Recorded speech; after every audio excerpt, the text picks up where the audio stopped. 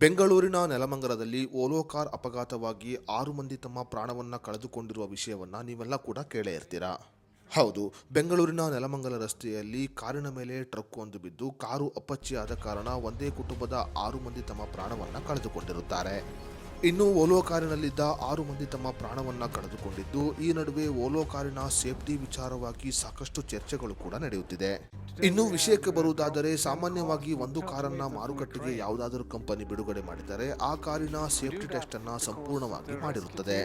ಅದೇ ರೀತಿಯಲ್ಲಿ ಓಲೋ ಕಂಪನಿ ತನ್ನ ಕಾರಿನ ಸೇಫ್ಟಿಯ ವಿಚಾರವಾಗಿ ಎಲ್ಲೂ ಕೂಡ ಕಾಂಪ್ರಮೈಸ್ ಅನ್ನ ಮಾಡಿಕೊಳ್ಳುವುದಿಲ್ಲ.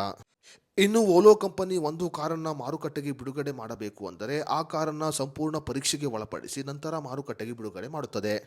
ಅದೇ ರೀತಿಯಲ್ಲಿ ನೆಲಮಂಗಲದಲ್ಲಿ ಅಪಘಾತಕ್ಕೆ ಒಳಗಾದ ಓಲೋ ಕಾರನ್ನ ಸಂಪೂರ್ಣವಾಗಿ ಪರೀಕ್ಷೆಗೆ ಕೂಡ ಒಳಪಡಿಸಲಾಗಿತ್ತು. ಇನ್ನು ಬೆಂಗಳೂರಿನ ನೆಲಮಂಗಲ ರಸ್ತೆಯಲ್ಲಿ ಓಲ್ವೋ ಎಸ್ಯುವಿ ಕಾರು ಅಪಘಾತಕ್ಕೆ ಒಳಗಾಗಿ 6 ಮಂದಿ ತಮ್ಮ ಪ್ರಾಣವನ್ನ ಕಳೆದುಕೊಂಡಿದ್ದರು.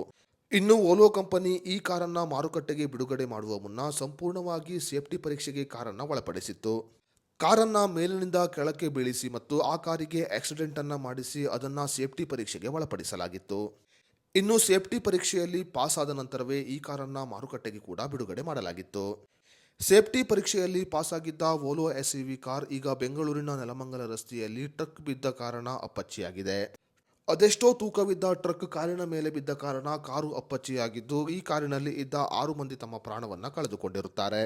ಇನ್ನು ಈ ಅಪಘಾತವನ್ನ ನೋಡಿದ ಸಾಕಷ್ಟು ಜನರು ಓಲೋ ಕಂಪನಿಯ ಮೇಲೆ ಅನುಮಾನವನ್ನ ಕೂಡ ಹೊರಹಾಕಿದ್ದರು.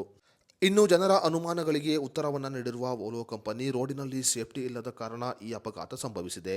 ಈ ಕಾರಣಗಳಿಂದ 6 ಮಂದಿ ತಮ್ಮ ಪ್ರಾಣವನ್ನ ಕಳೆದುಕೊಂಡಿದ್ದಾರೆ.